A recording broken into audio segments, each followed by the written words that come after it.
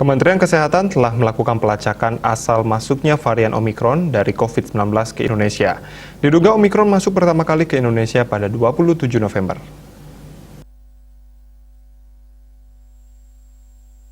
Berdasarkan keterangan resmi dari Kepala Biro Komunikasi dan Pelayanan Masyarakat Kemenkes Widiawati dikutip dari kantor berita Antara, petugas kebersihan berinisial N yang terkonfirmasi terinfeksi varian Omikron tidak pernah melakukan perjalanan ke luar negeri, sehingga dapat disimpulkan tertular dari WNI yang berasal dari luar negeri dan melakukan karantina di Wisma Atlet.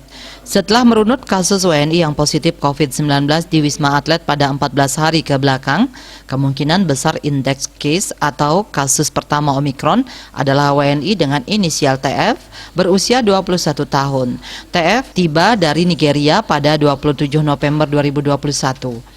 Ada 169 WNI dari luar negeri yang melakukan karantina di Wisma Atlet antara 24 November hingga 3 Desember 2021 yang telah dilakukan tracing atau penelusuran. Hasilnya satu orang yaitu TF probable dengan kemungkinan besar tertular Omikron. Hasil tes PCR dari TF sendiri sudah dinyatakan negatif. Sebelumnya pada Kamis 16 Desember 2021, Menteri Kesehatan Budi Gunadi Sadikin mengumumkan temuan varian Omikron pertama di tanah air pada seorang petugas kebersihan berinisial N yang bekerja di RSDC Wisma Atlet Kemayoran, Jakarta. Terkait hal itu, juru bicara vaksinasi COVID-19 Kemenkes Siti Nadia Tarmizi menyatakan terdeteksinya kasus pertama Omikron di Indonesia merupakan salah satu fungsi utama dari karantina bagi setiap orang yang masuk ke tanah air. Dengan karantina, pelaku perjalanan dari luar negeri akan dipantau dan diobservasi oleh petugas kesehatan, dan apabila pelaku perjalanan tersebut didapati positif COVID-19, bisa dengan segera dilakukan penelusuran. Melalui karantina, para pelaku perjalanan yang terkonfirmasi COVID-19 dengan gejala bisa langsung ditangani petugas medis. Karena itu penting bagi setiap pelaku perjalanan luar negeri yang masuk ke Indonesia untuk melakukan karantina.